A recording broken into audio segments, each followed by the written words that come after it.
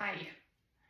If there's somebody in my class and they were complaining about back pain, the two maneuvers I would do would be anti-gravity and I would do the psoas release. I like to do the anti-gravity anytime that there's pain because pain in the back because it elongates and opens up the whole spine and it works on all of the zones of the body. And then I like to do the psoas release because sometimes there can be things going on with our front and with the intestines that are actually impacting the back. So I feel these two maneuvers will, open us up and down, and then back to front, so to speak. So to cue the anti-gravity, what we'll be doing is we will be placing our hands, interlocking our fingers, including our thumbs, placing it on the nape of the neck.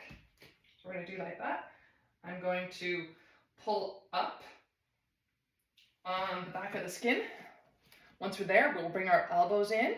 We're going to point our elbows up, and you're going to engage your spinal pelvic lock, which means you're going to pull your belly button towards your spine, engage your sex organs as if you were trying to hold your pee in the Kegel muscle. So just pull up the sex organs. You're going to feel that activation in the core and in the glutes. Pulling up on the skin, you're going to look up, and when we look up, we're going to take 3 breaths in and out through our mouth, plus 3 breaths in and out through our nose. We're then going to come down and we're going to tuck our chin, keeping that spinal pelvic lock. You're going to keep that tension on the skin on the back of the neck, pulling upwards, as if you're trying to pull the skin from your tailbone all the way up. And then we'll take a breath in here through the nose. And then we'll hold it. You'll rotate to the right just through your neck, keeping your chin close to your body. And then we'll exhale back down to center. We will inhale again, hold. As we're holding, we're going to rotate to the left, same idea, chin stays close to the body, and then we'll exhale and come back down. We'll do that 2 more times on each side, so there'll be a total of 6 breaths here. Then you're going to widen your stance a little bit. We're going to soften our knees, we're going to scoot our booty back, lift your chin, re-engage that spinal pelvic lock if you lose it, you're locking your knees. Going to take a breath in through the nose. This time we'll hold it and we'll rotate right again, but this time you're rotating all the way through the rib cage. We'll hold it, exhale down to center. We'll inhale, we'll rotate to the left as we hold the breath, and then exhale back to center. We'll do that 3 times on each side. Then we're going to go into the next phase where you're going to get into as small as a squat and a ball as you can.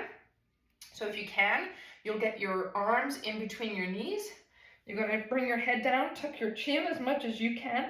All the while, you'll be engaging your spinal pelvic lock and keeping tension on the fascia on the back of your neck. We'll take 3 breaths here through the nose, 3 breaths through the mouth, then 3 breaths nose-mouth. Once we've that completed, we're going to come up, and we'll come up butt first. You'll make yourself really small. Legs straight. Bring your head as close to your knees as you can. We'll take a breath or 2 here. And then you'll slowly come up, 1 vertebrae at a time. We'll look up, we'll take a breath, and then we'll release. Okay? So we'll do that together now. I'm not going to record that part. I'm going to go straight to the psoas release. So to cue the psoas release, we're actually going to be doing a release with our large intestine, but like I said, this can impact our back. So it's a really great resource to use. And even if it doesn't help relieve your back pain, it's going to relieve your colon, so it's a win-win. So you're going to find your belly button. You're going to move your fingers so find your belly button with both hands.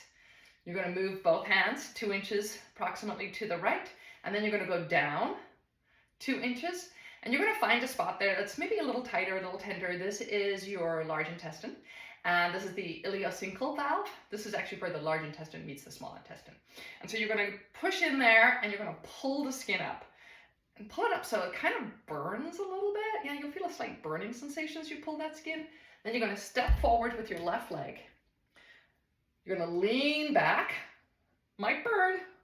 Stay with us. You're going to look to the right and rotate your body to the left. And we're going to take 6 big breaths here.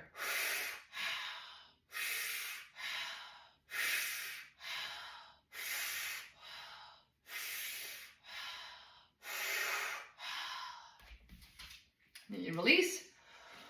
We'll walk around for a minute. So walk around, fast forward 3 minutes. And now we're going to do the other side. So the other side, you're going to find your belly button with both your hands again. You're going to move them 2 inches to the left, 2 inches down. This is your large intestine here.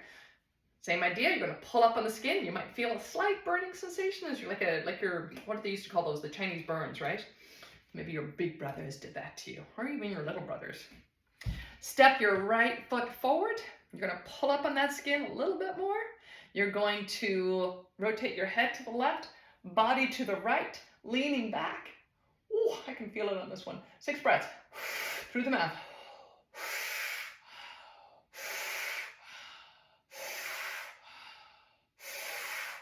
2 more. And you're going to walk it off and assess your pain. Thank you for watching.